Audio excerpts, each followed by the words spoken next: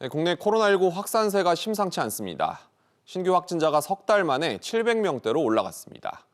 사회적 거리두기 단계 상향 여부에 관심이 쏠리는 가운데 아스트라제네카 백신 접종에 대한 불안감도 커지고 있습니다. 김기송 기자와 자세히 알아봅니다. 확진자 수 늘어나는 게 심상치 않은데 오늘은 몇 명이었습니까? 네, 오늘 신규 확진자는 딱 700명을 기록했습니다. 700명대는 3차 대유행의 정점을 찍고 내려오기 시작한 지난 1월 이후 93일 만인데요. 네. 감염 경로를 보면 국내 발생이 674명입니다. 전국적으로 산발적인 집단 감염이 속출하면서 4차 유행이 본격화하는 양상입니다. 최근 일주일간의 확진자를 보면 500명대가 3번, 600명, 700명대가 각각 1번이었습니다. 이런 가운데 내일은 사회적 거리두기 관련 발표가 있죠. 거리두기 단계가 올라갈 가능성은 어느 정도입니까? 꽤 높다고 볼 수 있습니다. 최근 일주일간 국내에서 하루 평균 543명꼴로 확진자가 나왔는데요. 이 숫자만 보면 거리두기 단계 상향은 기정사실이라고 볼 수 있습니다. 네. 현재 수도권은 2단계, 대부분의 비수도권은 1.5단계인데요. 우선 비수도권이 2단계로 격상하면 유흥주점과 헌팅포차, 노래방 등은 오후 10시까지로 영업이 제한됩니다.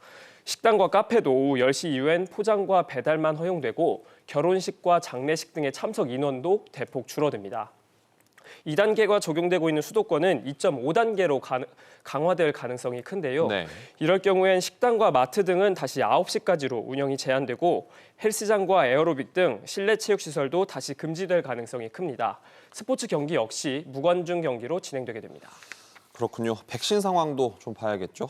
아스트라제네카 백신에 대한 불안감이 다시 커지고 있는데 정부 입장은 뭡니까? 네, 일단 유럽의약품청이 아스트라제네카 백신과 혈전 사이에 관련이 있다고 밝히면서 우리나라를 비롯해 영국 등이 백신 접종을 일시 멈추거나 특정 나이대 접종을 금지하고 있습니다. 우리나라도 60세 미만을 대상으로 한 백신 접종을 잠정 중단했는데요. 네. 일단 정부는 안 맞는 것보다는 맞는 게 더 낫다는 판단에 따라서 접종을 재개할 것으로 알려졌습니다. 정부는 다만 백신의 부작용과 관련해서 국내 접종에 차질이 생길 경우에는 교차 접종 등의 방안도 검토하기로 했는데요. 교차 접종은 1차에 아스트라제네카 백신을 맞았다면 2차에는 화이자나 모더나의 백신을 맞는 방식인 겁니다. 확산세와 백신 불안감 모두 커지고 있는데 걱정이군요. 잘 들었습니다.